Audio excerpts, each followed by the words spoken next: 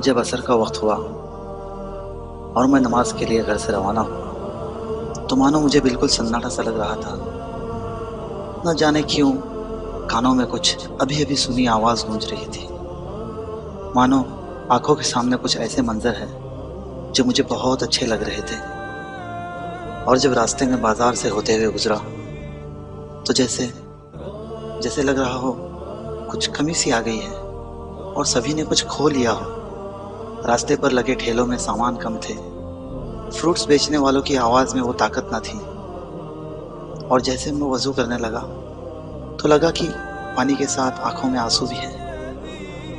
اور پھر جب نماز ہوئی تو مانو مجھے لگ رہا تھا کہ میں آج اپنے آپ کو تنہا پا رہا ہوں، اور اپنے رب سے دعائیں کرنے لگا کہ مجھے صبر کرنے کی توفیق دے۔ پتہ نہیں چل رہا تھا کہ آنکھوں سے آنسو اس قدر کیوں آ رہے ہیں۔ مجھے کچھ بہت ہی عزیز چیز کے کھو جانے کا ڈر ستائے جا رہا تھا، پر میں سمجھ نہیں پا رہا تھا کہ وہ کیا چیز ہے۔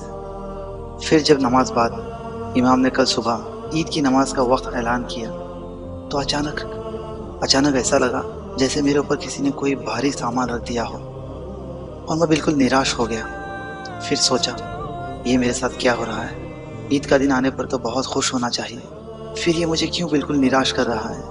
اور یہی سوچتے ہوئے جب میں مسجد سے باہر نکلنے لگا تو میرا دل بالکل ڈوبنے لگا اور میں دعائیں کرنے لگا۔ تو اچانک مجھے احساس ہوا کہ یہ کوئی اور بات نہ تھی بلکہ رمضان کے اس آخری دن کے جانے کا غم ستائے جا رہا تھا مجھے۔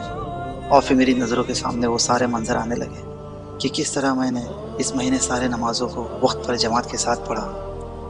کتنا اچھا لگتا تھا جب ہم سحری کرتے، وہ پورا دن برائیوں سے دور، جھوٹ بے ایمانی کیا ہے پتہ ہی نہیں، لوگوں کے ساتھ حسن سلوک، دلوں میں کوئی بغض جلن کینہ نہیں، غریبوں کی دل کھول کر مدد کرنا، اپنے غصے پر قابو پانا، مسجدوں کے سارے صف بھر جانا، وہ افطاری کے وقت اپنے رب سے دعائیں مانگنا، وہ راتوں میں نماز کے لیے کھڑے ہونا، سارے طاق راتوں کی عبادتیں، وہ مسواک، وہ کھجور کی مٹھاس، ہر کسی کے چہرے پہ مانو نور برس رہا ہو، پورا کا پورا ماحول اللہ کی رحمت اور برکتوں میں ڈوبا ہوا۔ یہی وہ قیمتی چیزیں تھیں، بس پھر ایک لمبے وقت کے لیے مجھ سے دور ہونے جا رہی تھی۔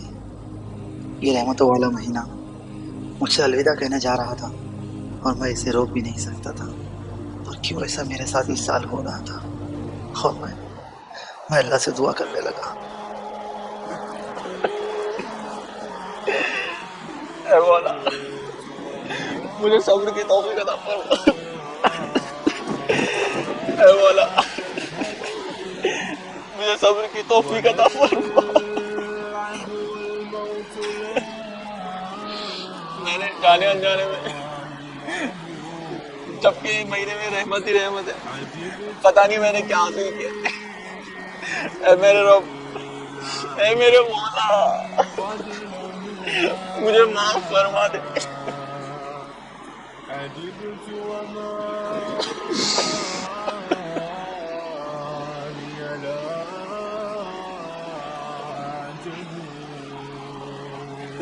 مجھے توفیق دے کہ میں اس رمضان میں جو محنت کی وہ پریکٹس پھر سال بھر کروں۔ مولا میں پتہ نہیں اگلا رمضان پا لوں، مجھے پتہ نہیں میں اگلے رمضان تک بچوں یا نہ بچوں۔ مولا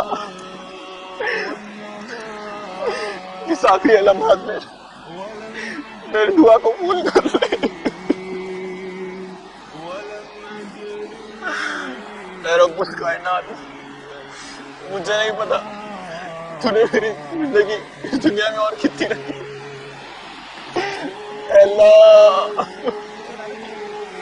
اے مولا پتہ نہیں میں اگلا رمضان پاؤں یا نہ پاؤں، مجھے مغفرت کر دے، مجھے مغفرت کر دے، بخش دے میرے مولا، بخش دے۔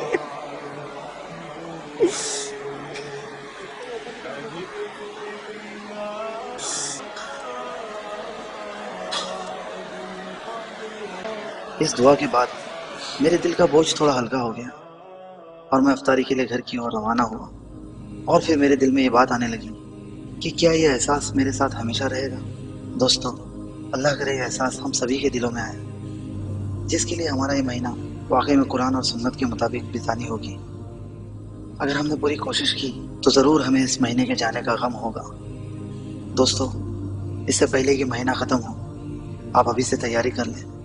ایک ہفتے، ایک ایک دن، ہر ایک لمحات گزرتی چلی جا رہی ہے، اور ہم یہ سوچ کر رہ جائیں گے کہ اب کروں گا، تب کروں گا، پر کسے پتا کہ اسے کتنے روزے ملتے ہیں، اور اگر پورے مل بھی جائے تو کیا اگلے سال کا رمضان ملتا ہے یا نہیں۔